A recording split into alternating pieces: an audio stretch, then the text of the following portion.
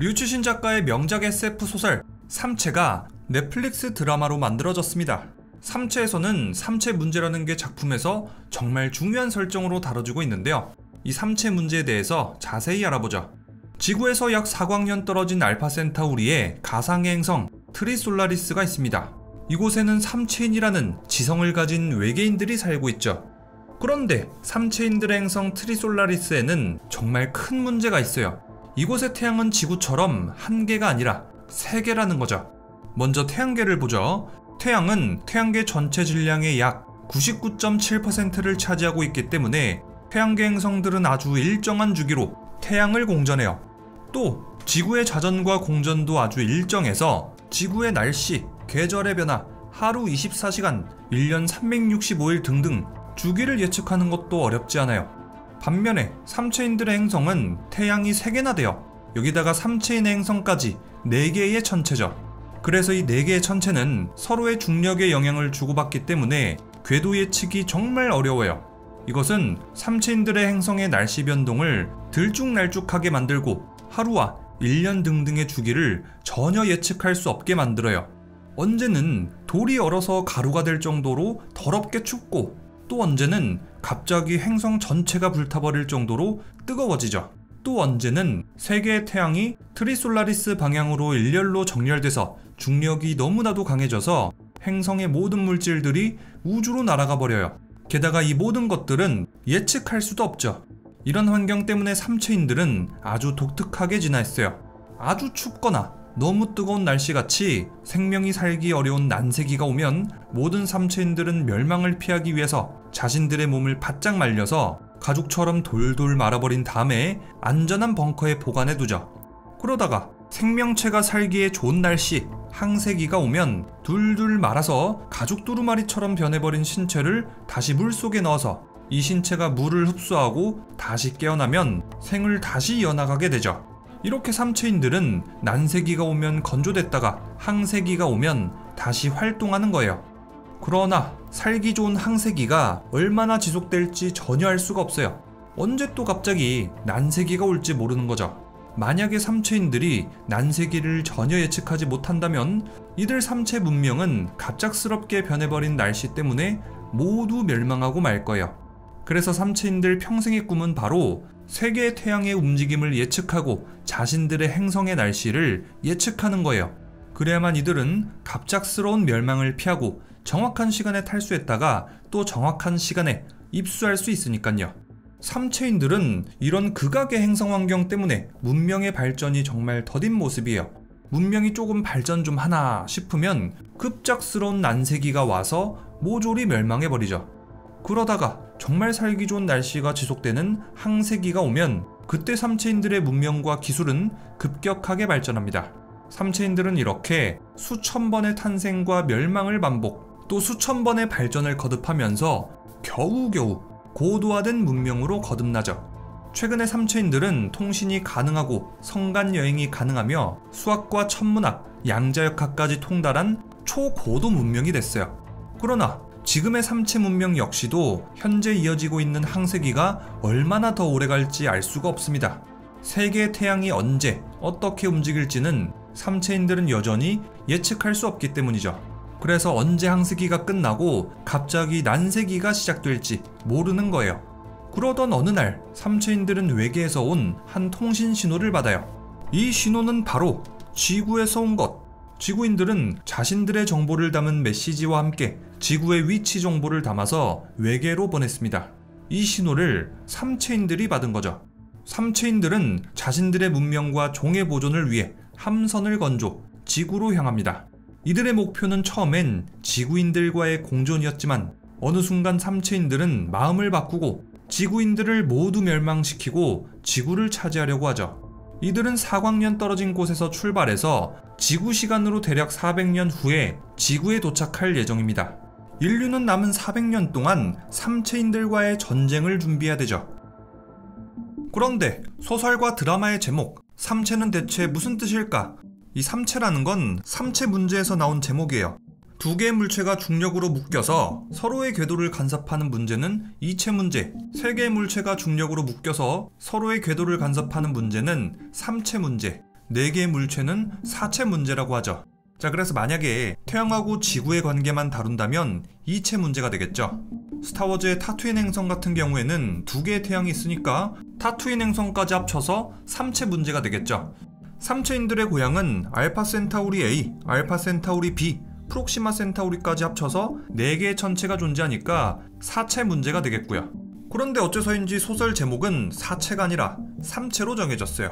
자, 어쨌든 이 3체 문제는 아이작 뉴턴의 프린키피아를 통해서 처음 등장했습니다. 프린키피아는 3개의 물체, 태양, 지구, 달 이렇게 3개 천체의 상호작용에 대한 이야기와 함께 3체 문제를 제시했습니다. 과거의 뉴턴은 만유 인력으로 묶여있는 2개의 물체가 타원 궤도를 따라서 서로를 돌 수 있다고 예측했습니다. 그리고 뉴턴의 예측은 이론상으로도 관측상으로도 완벽하게 증명된 상태였죠. 우주의 물체가 2개라면 서로 간의 중력이 어떻게 작용하는지, 두 천체가 어떤 궤도를 그릴지 예측한다는 건 상대적으로 쉬운 일이에요. 고전력학에 따라서 물체는 정해진 운동 법칙에 따라서 움직이기 때문에 두 천체의 질량을 파악하고 어떤 위치에서 어떤 속도로 움직이는지만 알고 있다면 두 천체의 궤도 운동을 파악하는 건 어렵지 않거든요. 그런데 만약에 천체가 3개가 돼서 계산해야 될 변수가 하나 더 늘어난다면 3개의 천체가 서로 간섭하는 중력, 위치와 속도, 그에 따른 궤도의 움직임까지 예측하는 건 엄청나게 어려워져요. 겨우 변수가 하나 더 늘어났을 뿐인데도 천체 3개의 궤도를 예측하는 문제의 난이도는 상당히 올라가죠. 그래서 3체 문제는 지금도 수학과 물리학을 통틀어서 가장 어려운 문제 중 하나로 알려져 있어요. 과거에 이 3체 문제를 풀어보겠다고 여러 과학자와 수학자들이 달려들었는데요. 달랑베르, 알렉시스 클레로, 피에르 시몽 라플라스, 조제프 루이 라그랑주 등등 당대 내노라는 똑똑한 수학자들이 다들 달려들었는데 그 누구도 명확한 답을 내놓지 못했습니다.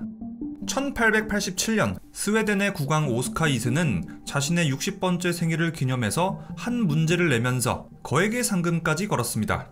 여러 입자들이 서로 충돌하지 않으면서 뉴턴 법칙을 따라 움직일 때 각 입자의 궤도를 시간의 함수로 나타내시오. 이게 대체 뭔 소린지 한국말로 알아듣게 설명하자면요. 태양, 지구, 달 이렇게 3개 천체가 있잖아요. 이 3개 물체가 서로 충돌하지 않고 움직인다면 각 천체들은 우주 공간에서 시간의 흐름에 따라 어떻게 움직이게 될까 이걸 수식으로 표현해봐라 하는 거랑 같은 거예요.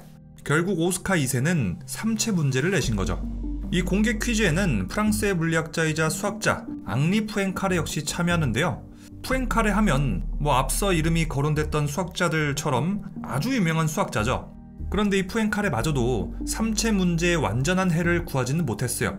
하지만 특수해는 구했죠. 먼저 푸엥카레는 2개의 물체를 하나로 묶었어요.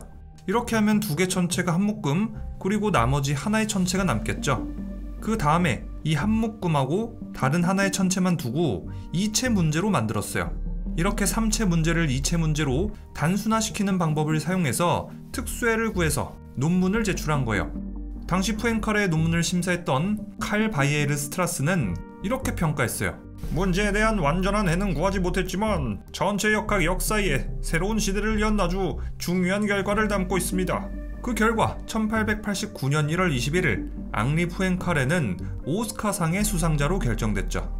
자, 그렇다면 푸엥카레 이후에 일반해는 나왔을까요? 정말 안타깝지만 지금까지도 푸엥카레의 특수해 말고는 더 발전된 게 없어요. 그래서 현재까지는 3체 문제에 대해서 보편적으로 적용할 수 있는 일반해는 구할 수 없는 것으로 여겨지고 있어요. 그렇다면 4체 문제는 어떨까요? 4체 문제는 지금도 특수해를 얻기 위한 연구가 계속해서 이뤄지고 있어요. 그런데 4체 문제의 특수해 역시도 과학자와 수학자들에게는 난제 중의 난제죠. 당연히 4체 문제의 일반해는 접근조차 어렵겠죠. 자, 그래서 결론적으로 현재 3체 문제는 절대 풀 수 없는 문제로 여겨지고 있어요. 따라서 우리가 천체들의 움직임을 완벽하게 예측한다는 것은 근본적으로 불가능하다고 밝혀졌어요. 자, 그래서 류츠신 작가의 SF 소설 3체 속에서 3체인들이 사는 행성은 태양이 3개라고 했어요. 그래서 3체인들의 사는 행성은 날씨 예측도 태양의 움직임도 예측하는 게 정말 어려운데 이게 바로 3체인들이 사는 행성은 4체 문제를 갖고 있기 때문이에요. 아무리 3체인들의 문명과 과학기술, 수학과 천문학이 발전했다 한들 3체 문제도 어려운데 4체 문제다? 이거를 제대로 풀었을 가능성은 거의 없을 거예요. 그래서 3채를 보시면 이런 장면이 나오죠. Ones and zeros. Did they figure it out? Not according to modern physics. They'd still need the starting parameters of all three bodies. Calculations won't hold up in the long run. 게다가 푸앵카레가 제시했던 3채 문제의 특수에도 약간의 문제가 있어요. 식 자체가 특수하다 보니까 너무 불안정해서 아주 작은 변수에도 궤도의 안정성이 쉽게 깨졌다는 거예요. 마치 나비 효과, 카오스 이론처럼 말이에요. 처음에 묶었던 두 개 물체의 초기 상태를 조금만 변화시켜도 세 번째 물체의 운동은 완전히 달라졌거든요. 그래서 이 물체의 초기 조건에 극히 민감하게 물체의 운동이 달라졌기 때문에 이 세계 전체의 궤도를 예측한다는 것은 너무 어렵다고 해요. 3채 문제의 특수에는 아주 작은 변수에도 큰 변화를 가져온다. 3채 문제의 일반에는 구할 수 없다. 4채 문제는 특수에조차 구할 수 없으며 일반에는 꿈도 못 꾼다. 자, 이게 지금 현재 상황이에요.